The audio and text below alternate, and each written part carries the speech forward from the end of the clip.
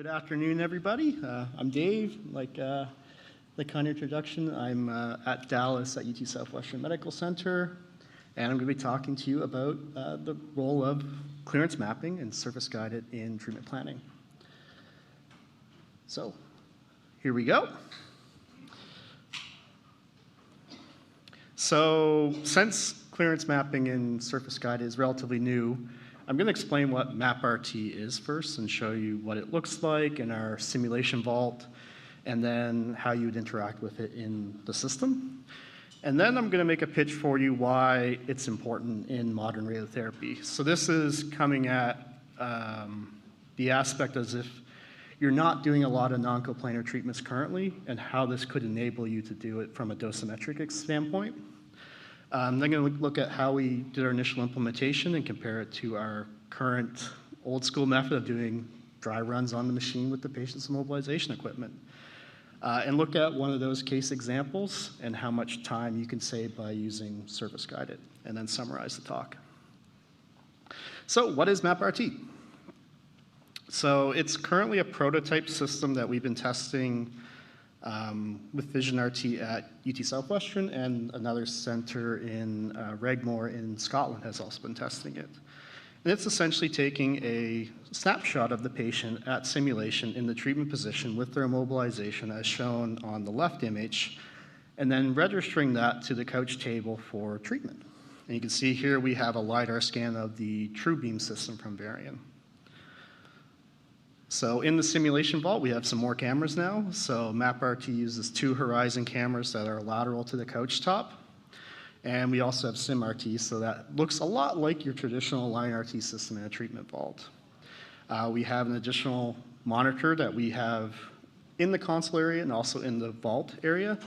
And we found that the vault area is actually the best place for it, because that's when you're actually moving the patient and positioned to take your capture.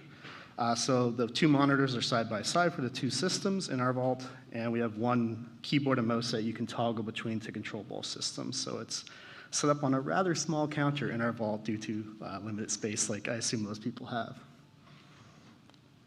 So a little video showing how this interfaces.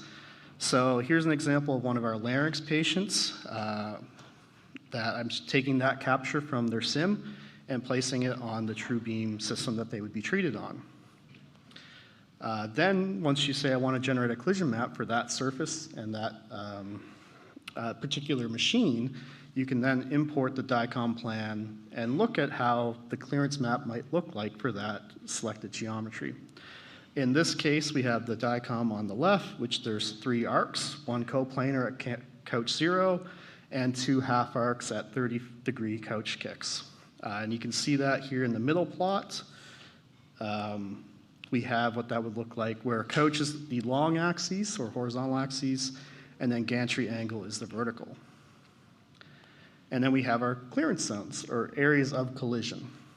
And you can see that our current plan is navigating between those. There's a lot of extra space that this particular plan could use, but we also are gating off of the larynx during treatment, so we don't kick the couch too far for that treatment for that reason. And then lastly, you have an interactive space where you can zoom in, pan, and look at the different aspects of the capture and the treatment. Then to show you what that would look like if you're interacting with it, we can virtually navigate that space, looking at how that arc would go if you were to treat it. And then going to the next one, and you can see like clearance is not an issue for this particular treatment. But if you were to get crazy, what would that look like? So now I'm going to move the mouse way over into one of the collision zones, and indeed, I would be colliding in gantry with the patient's pelvis.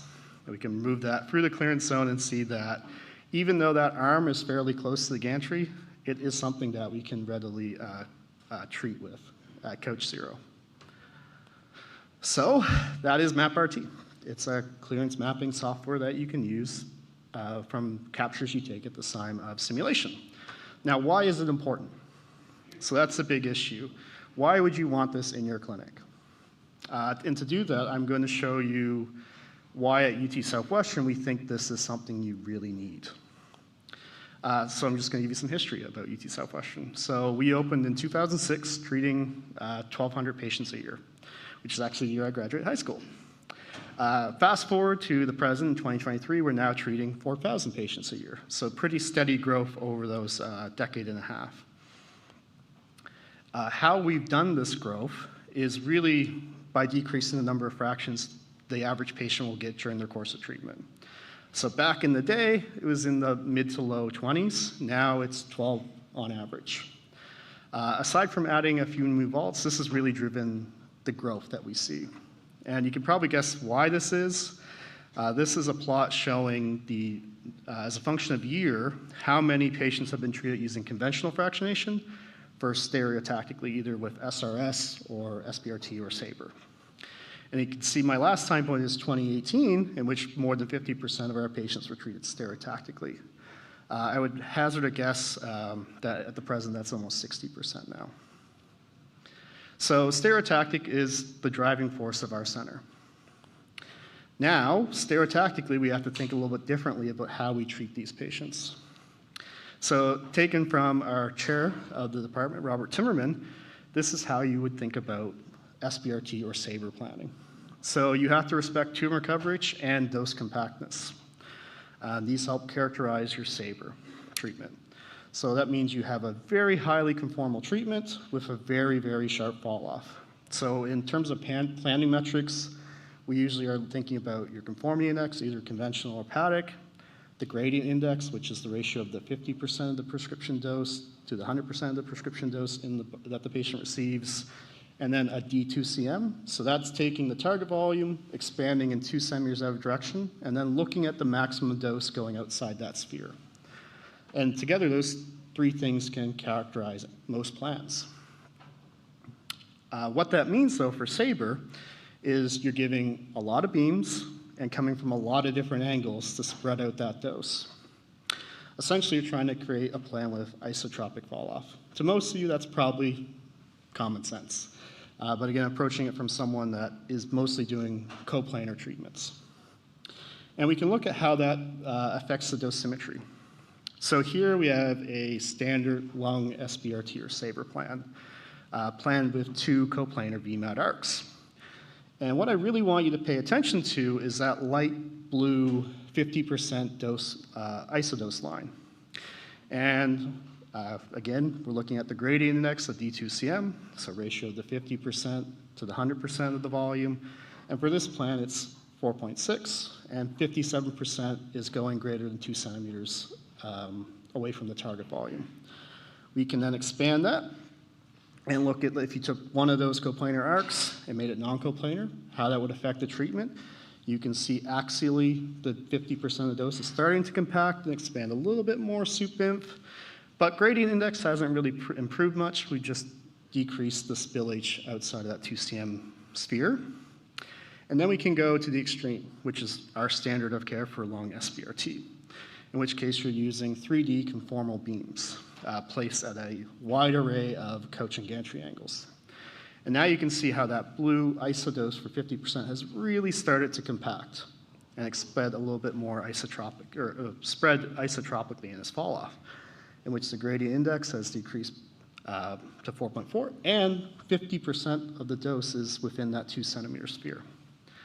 So hopefully that's my pitch on why you want to do non-coplanar treatments, but the risk of doing that is you open yourself up for collisions. And that's where MapRT would come in to give you that confidence to do these treatments. However, we didn't have MapRT until recently, as it's a prototype system.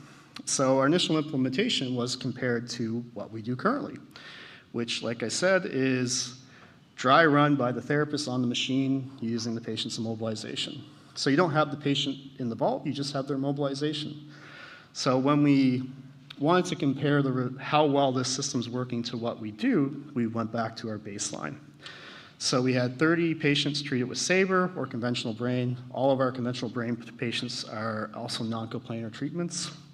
So we had the therapist do their standard of care dry runs on the machine, and then compared those results and feedback that they would give to the dosimetrist for MapRT, and also recorded how much time you would be saving both in the vault by using that resource for the therapist to do the angle checks, and then how long the dosimetrist would have to wait for that process to occur, to know that their plan, which they think is a good plan, is a safe plan to treat. So, not dragging out much, we have the therapist dry run and results at the top, in which 29 out of 30 were exactly as we expected, no collisions with the patient. However, because you don't have that patient in the vault, you can't know every aspect. You're using your best judgment in some scenarios. And we'll look at why there was one case, in which case we were wrong. We would have collided with the patient.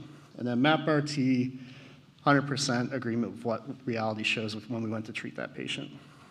So just to show this example of where we guessed wrong using our standard of care, we have a conventional brain treatment treated on a pituitary board, and you can see the patient's quite broad. Now, when the therapist goes in to do their angle check, they just have the mask and the vac lock bag going to support the neck. They don't know that the arms are way out there hanging off the table. So, but we open up MapRT, select the patient's capture, look at the collision zones, and you can see on the Versa HD, that safety ring that's telling you stop the gantry, you're about to hit the patient, actually would be hitting the patient's arm. In this scenario, you have some wiggle room, you can ask the patient to move their arm, but you can imagine how, if this was slightly more, you may have to abort the treatment and postpone or replan. We can also then look at the time savings, which for us, when we're treating 4,000 patients a year, is a big deal. So here's a plot showing the number of angle checks on the vertical and the time from when the dosimetrist requested it to when the angle check was done in the vault, in which case the black dashed lines show you a clinical day. So on average, we're pretty quick at these. We do them every day, with usually several a day. So the average waiting period from dosimetrist knowing the plan is a good plan to a safe plan is about 4 hours. But you can see there's some which go into the next day, and some that even go into the next day in terms of the back and forth of what is a safe plan. Also, we can look at the time savings of the in-vault. The in-vault time is a resource that you could be treating patients in. So on average, not on average, in total it was about 300 minutes to do all these dry runs. So dry runs, it doesn't sound a lot when you're saying 300 minutes for 30, but if you actually break down the time, that's 5 SABRE treatments in our center or 20 conventional breast treatments. So you're taking cancer treatment time away to do these dry runs when you could be doing it virtually. But let's look at one of these extreme examples on how this really drives home the point of that you're really saving time. So our case example.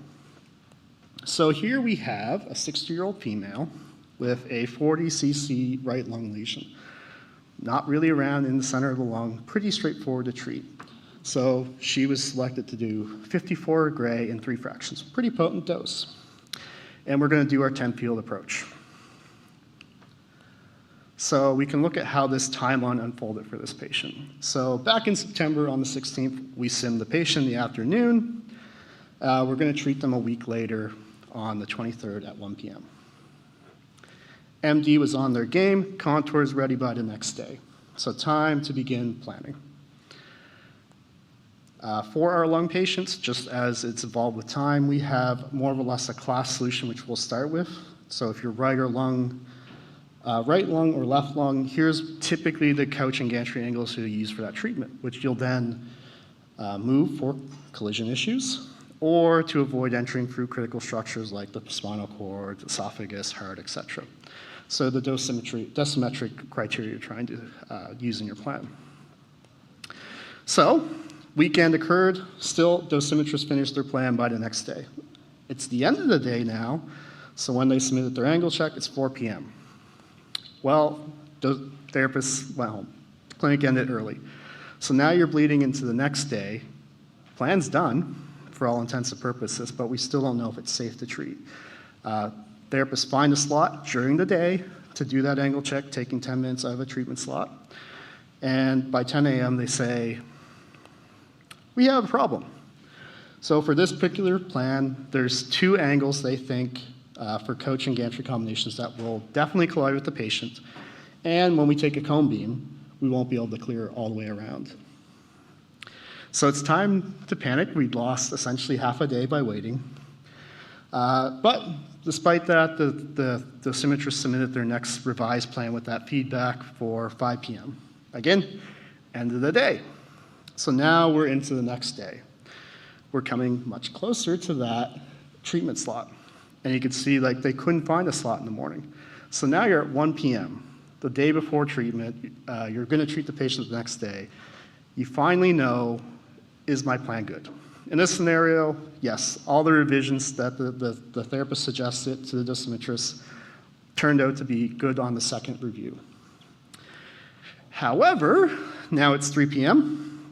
Everything's finalized in our record and verify system, and now it's time to have the MD, well, track down the MD usually, to sign the prescription, sign the plan, have physics do their chart check, have therapy do their chart check, and do sgrt QA.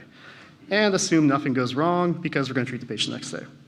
So instead, we could have done this 2 days ago, and we would have had tons of time to fix any provincial issues that could happen. But let's look at that in MapRT. So if you had the collision space available and you knew it ahead of time, you could load that plan in there and see what it looks like in your collision space. And that's what I did. So I recreated the original plan and said, okay, let's load it in, select the machine, select their scan from SIM, and immediately see there's 2 angles that are of concern. The same 2 angles the therapist said could be an issue. And we can see that moving the couch isn't really going to change the collision space. What we need to move is the gantry. So we want to slide those 2 angles up closer to gantry 0. And we can show how quick that would be. So I may be a little slow in the video, but you can see here I moved it up 15 degrees for that potential collision, taking it outside this collision space. The crosshair is really indicating where it's going on the collision map, and then the color change of the gantry. So I'm happy moving that 15 degrees for the first one and 10 degrees for the second. So with that information in mind, redid the plan, sent it back to MapRT, and I get the same results as 2 days of replanning and redoing collision checks. So that, for me, took a matter of minutes. So going from almost 2.5 days of waiting to several minutes. And again, this is 51% of our patient volume, at least. So, to summarize, MapRT is a novel sgrt clearance mapping software. It's more accurate in manual angle checks because you know what the patient looks like. You're not guessing. You're not using photos someone took at SIM and saying, I think their arm is here. Maybe it will clear, maybe it won't. And for us, the biggest thing is how much time it's going to save our clinic. As you saw, on average, 4 hours of savings, but that can be days in terms of getting that plan done. So in short, if I had to put it in a sentence, MapRT or any collision mapping software gives you the confidence to do non-coplanar treatments, which in the opinion of UT Southwestern is how you do SABRE treatments in a safe way. Of course, I'd like to thank all of the people at our center that helped test this prototype and provide the feedback through its development. So thank you.